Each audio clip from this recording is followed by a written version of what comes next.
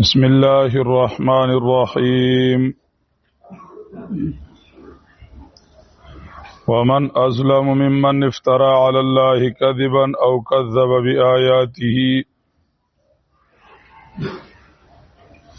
إنه لا يفلح الظالمون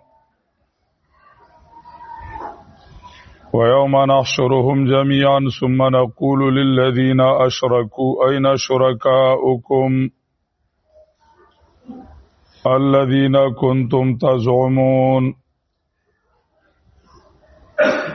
ثم لم تكن فتنتهم إلا أن قالوا والله ربنا ما كنا مشركين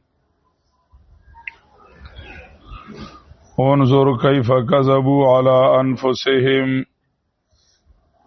فضل عنهم ما كانوا يفترون.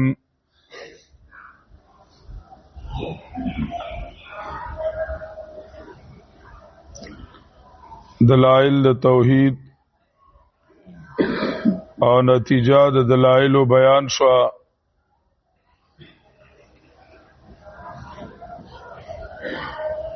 دلائل بیان شو چې اختیارمند هر څه الله رب العزت ته او په هر څه باندې پویا الله دی. نو اولوہیت حق د الله دی. انما هو اله واحد. دا هر قسمه عبادت حقدار حاجتنا پورا کون کې د اطاعت او د تابعدارۍ لایق صرف او صرف الله تعالی دی. او سره د دومره دلایلونه چې څوک خپل غلطه نظریه د شرک هغه نه پریدي او د الله رب العزت په حق کې ظلم کوي، هغه تاول زورنه ذکر کوي او بیا د هغه د آخرت انجام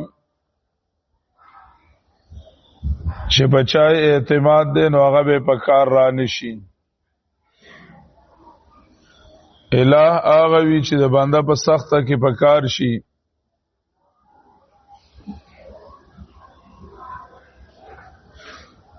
د بنده سخته کې په کار شي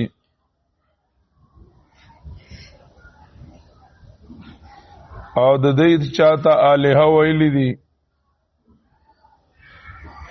نو د قیامت سخته کې به په کار را نشي.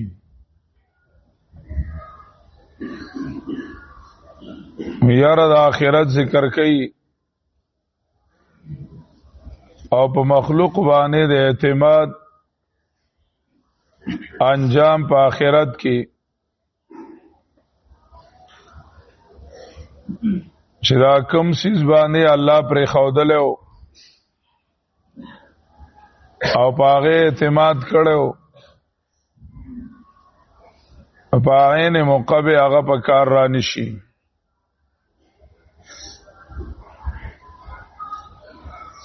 اول زورنا ور کوي چې مسله د توحید لا اله الا الله دا په دلایل باندې ثابت شو.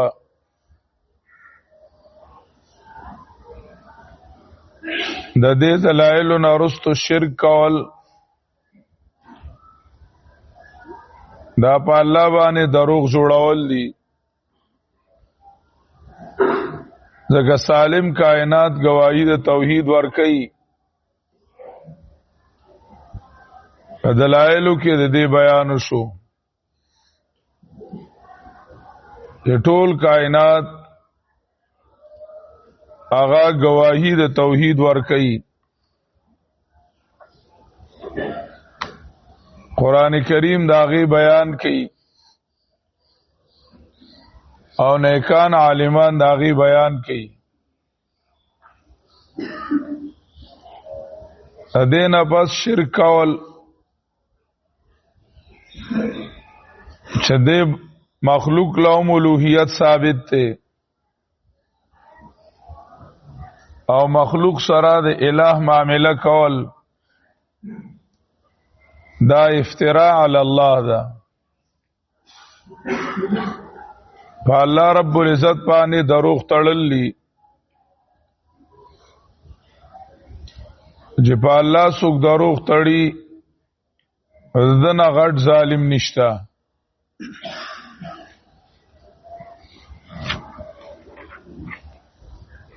او دویم جرم ادا دی چې دا الله رب العزت کم ثابت شوی توحید دی داغی تکذیب کی قرآن نه چې کومه مسله ثابته ده داغی تکذیب کی هغه نه مانی او کذب بآیاته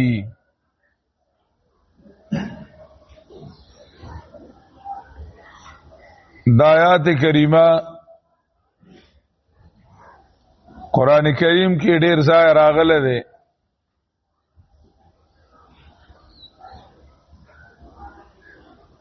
او دو سيزونه ذکر کړي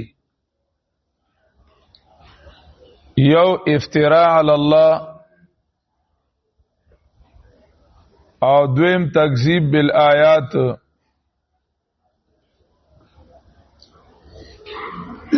او دې دواړو ته غټ ظالم وي افتراء علی الله څه مطلب دی یعنی هغه خپل کفر او شرک د قران کریم نه او د الله رب العزت تداغی نسبت کول د قران کریم نه ثابتې آیاتونه اړي او راړي آیاتونه راغلي توحید لدی او د آیاتونو نه شرک ثابتې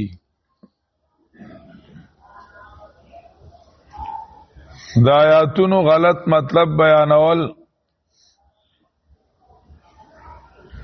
دا آیاتونو غلط مطلب بیانول دا افتراء علی الله دا چې دا آیاتونو راغلی توحید لدی مراد دا آیاتونو توحید دی آیا سړی دا غینه شرک ثابتای دا افتراء علی الله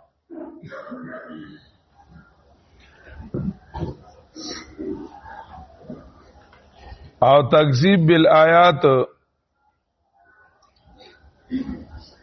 چې الله رب العزت په آیاتونو کې کم حقیقت را لګلې وي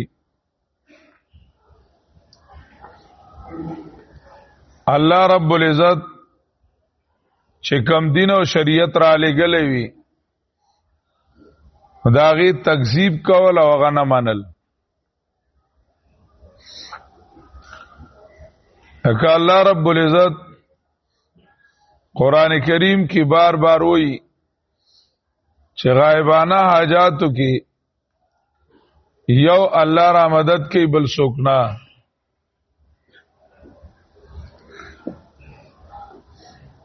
غائبانہ حاجاتو کی یک کی آواز اللہ را مدد کی بل سوکنا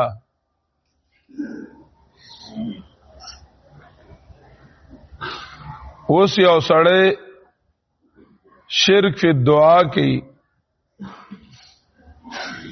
حاجتونو کی د الله نه علاوه د بل چا نه مدد غواړي د بل چا نه مدد غواړي او ورته تو وای چې لکه دا مکوا دی وای دا خو الله اجازه ورکړه ده قرآن کریم کی ویلی دی چې دا جایز دی نو یا خد قصد پا اللہ دروغ ہوئی یا د یو آیات کریمه غلط مقصد وي. و عیسی علیہ السلام مدد غوښتلو، من انصاری الی الله، معلومه شو چې د غیر الله نه مدد غوښتل جایز دي. یا ذوالقرنین مدد غوښتلو چې اعینونی بقوه، نو معلومه شو چې د بل چا نه مدد غوښتل جایز دي. اوس دا د آیاتونو غلط مقصد وي، دا افتراء علی الله شو. او ځنې دقه شانتی وي دا قرآن کې راغلي دي، پته ورته نه او دا قرآن کې راغلي دي، او خبره مې ته د قرآن د میان ځاو کړه او یې ناسې ګاډري اوچت کړی، دا افتراء علی الله شو. تکذیب بالآیات، چې په آیاتونو کې الله کوم اصل مسله را لېږلې وه چې غایبانه حاجاتو کې یو الله را مدد کوي، نو هغه آیاتونه یې جوړتلا وکړل، هغه نه مني.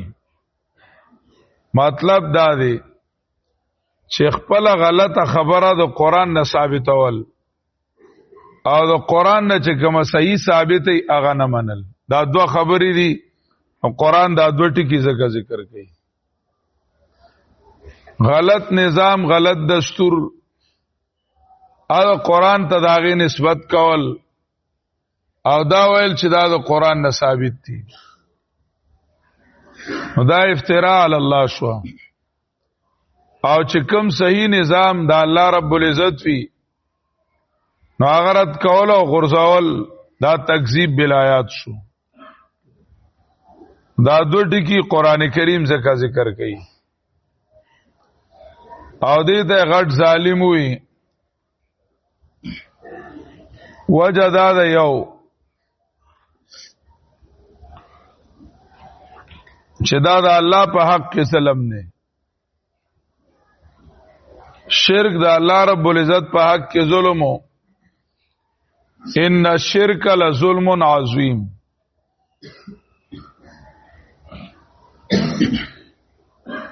شرک ظلم په حق د الله کې،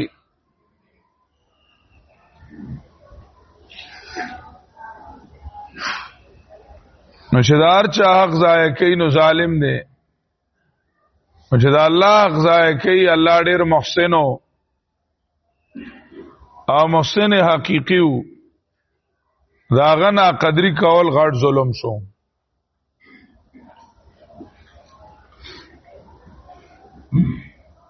دویم ظلم دے په حق د بندگانو کی، کله چې څوک شرکو کی او د الله په حق کې ظلمو کی، دې لازمی نتیجه ده چې دی و د مخلوق په حق کې ظلم کوي. چې څومره توحید کلکیږي د سره با د مخلوق د حق خیال راځي.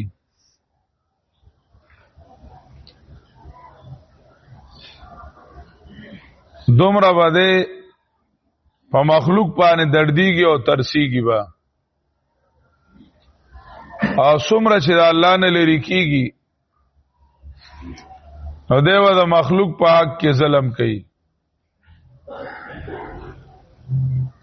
توحید څومره کچکیږي نو دی و د مخلوق په حق کې هم ظالمي. نو چې کله شرک شروع کو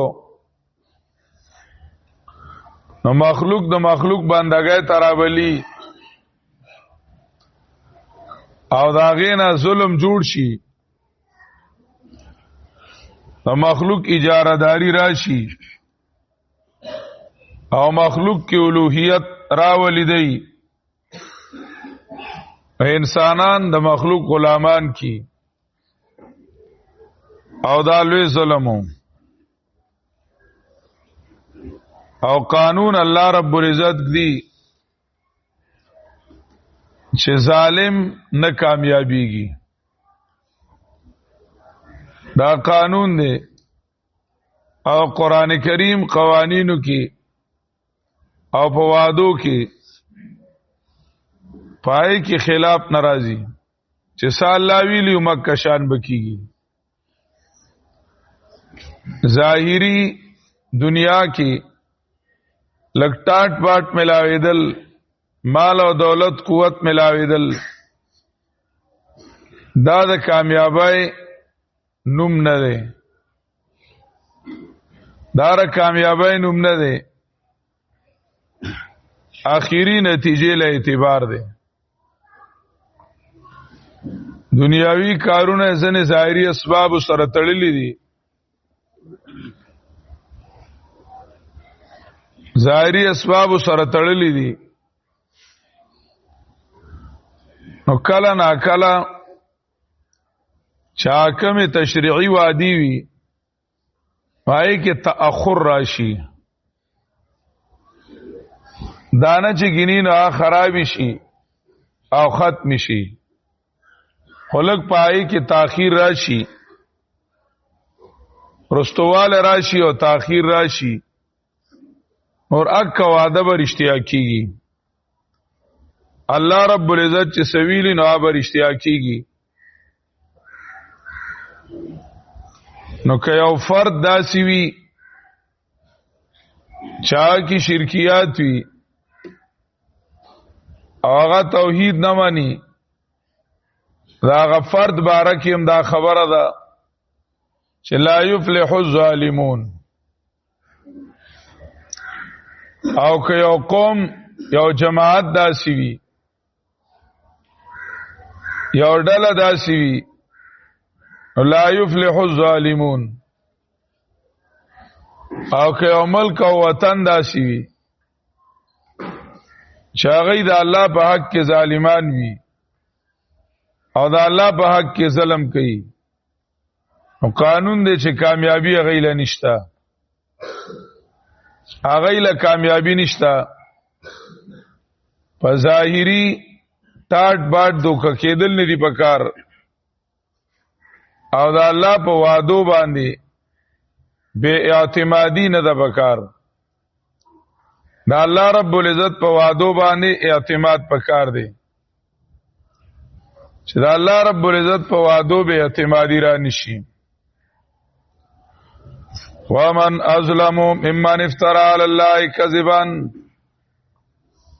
او نشته غټ ظالم دا هغه چانه چې تړي په الله باندې دروغ، یا په دې نو کې غټ ظالم دی، یا دا فی نفسه ذکر کړه مقابل نه ده مراد، یعنی ازلمو مجرد د معنی تفصیلی نه. قران کریم کې غټ ظالمان ډیر یاد کړی دي، نو هر یو په خپل خپل ځای باندې غټ ظالم دی، بل سره مقابله نه ده مراد چې یو غټ شنو بل به وړو کوي، دا مجرد د معنی تفصیلی نه. ومن ازلم ممن افترى على الله كذبا، او نشته غټ ظالم دا هغه چانه چې تړي په الله باندې دروغ، او کذب بیااته، یا دروغ جنګنی آیاتونه د الله، نسبت د دروغ کوي آیاتونه د الله ته، چې دا غټ ظالم شو، نو نتیجه راوتله چې انه لا یفلح الظالمون، یقینا شاندار دی چې نه کامیابیږي ظالمان. دا د الله قانون دی او ټاله فیصله ده. فلاح چای خپل مقاصدو کې کامیاب شي. لا یفلح الظالمون، یقینا شاندار دی چې نه کامیابیږي ظالمان. واخر دعوانا